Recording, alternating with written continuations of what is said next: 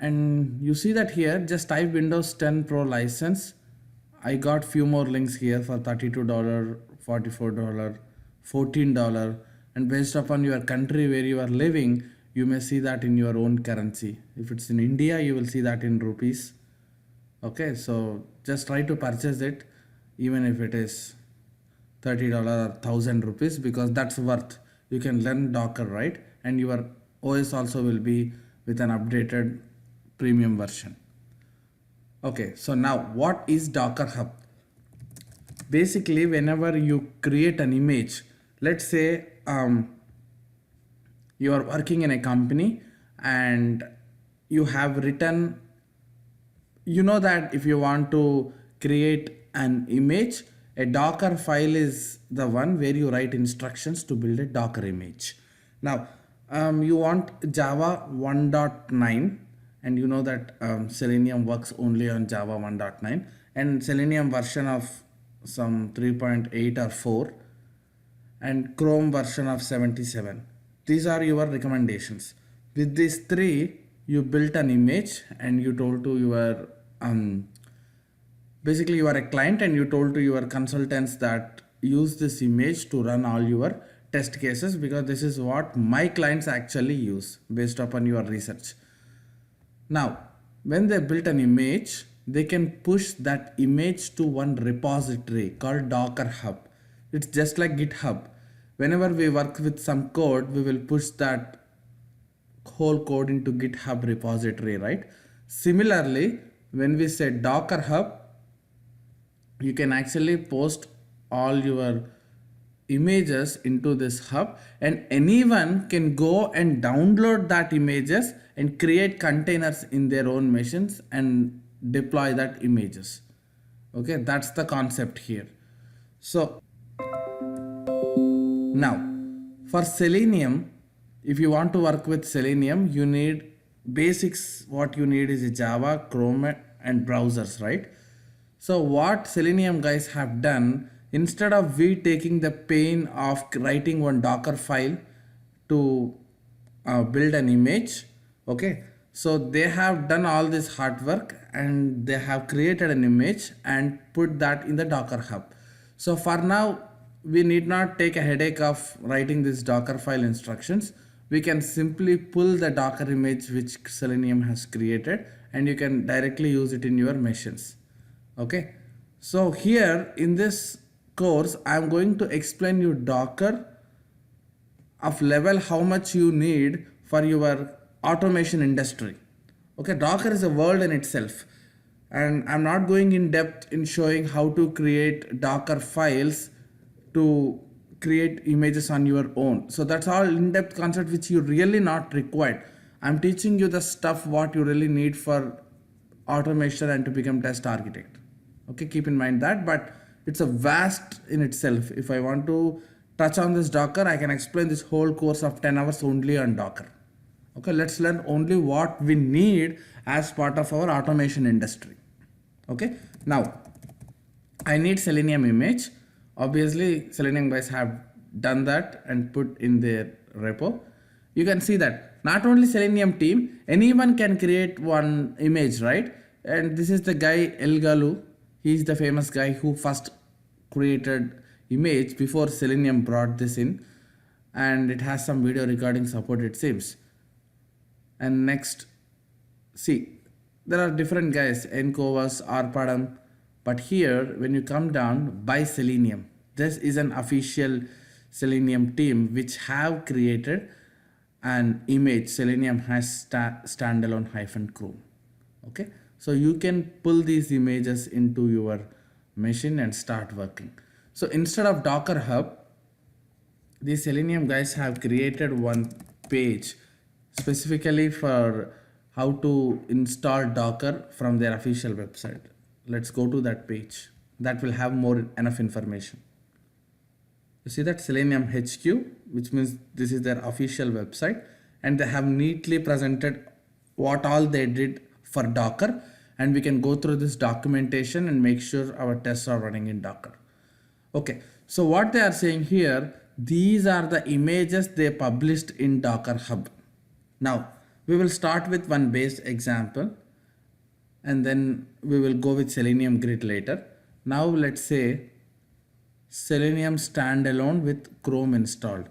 If you want an image where you have Selenium with Chrome browser, you can use this image. Okay, that's what they are saying. All right.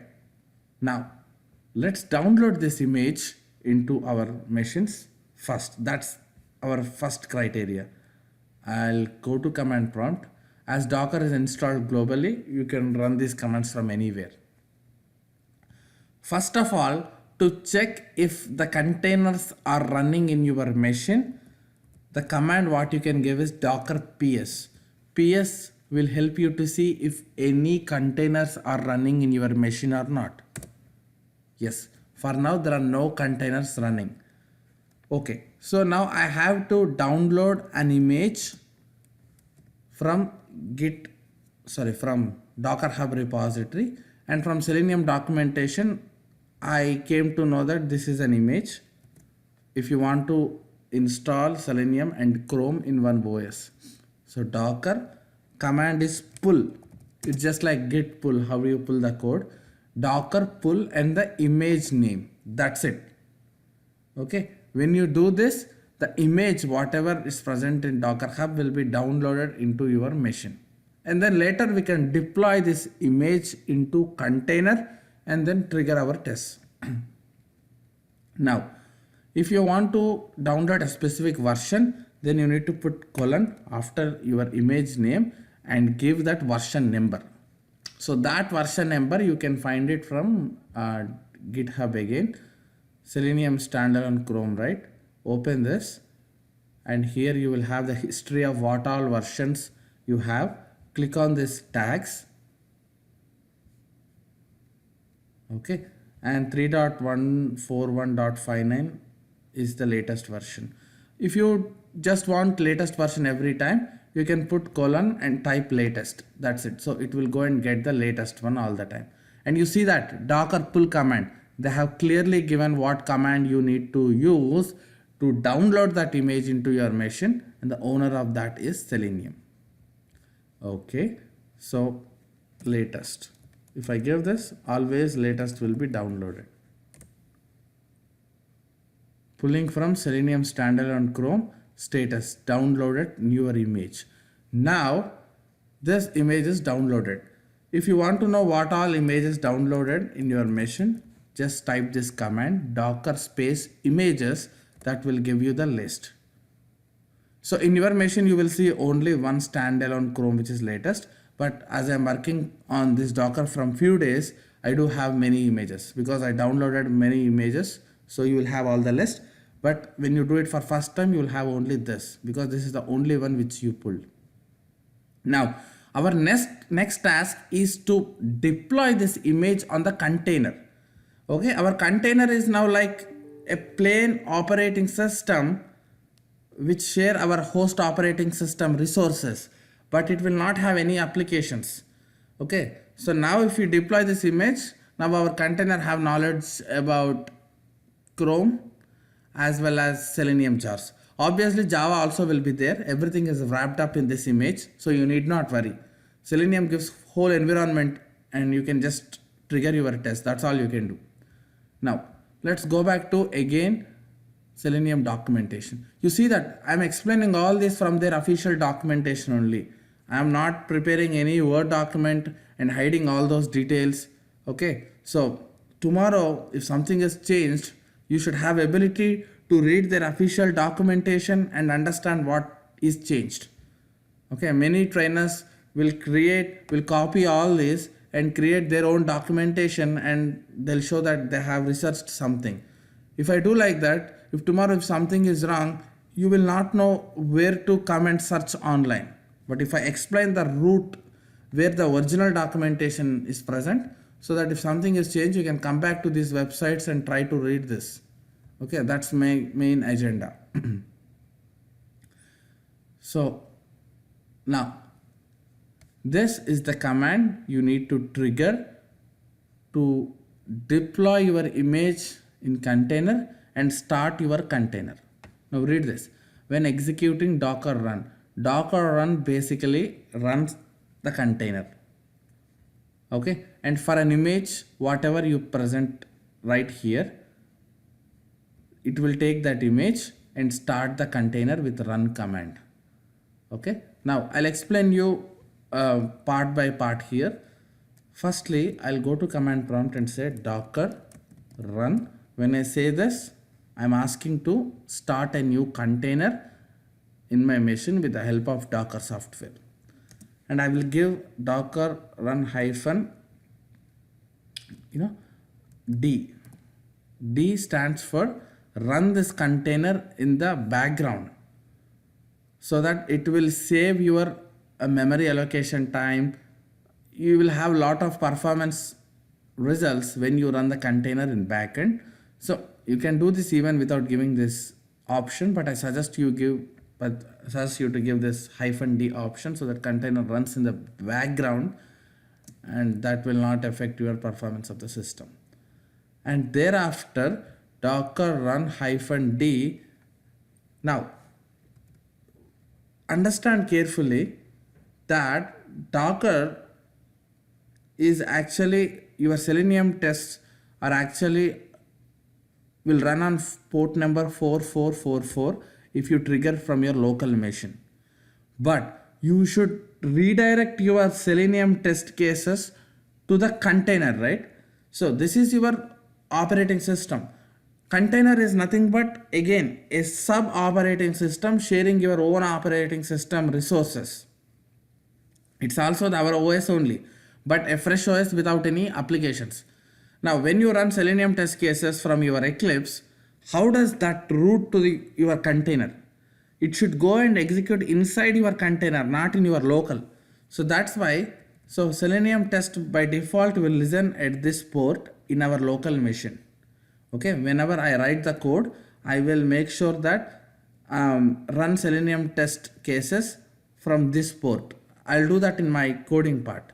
Okay, so from this port in my local, I will point to the container port. So basically, when Selenium tests are started executing in my local port at this 4444, immediately I will redirect all these requests to the container port 4444, so that these test cases are redirected to the container port and it will execute in container. That's the concept.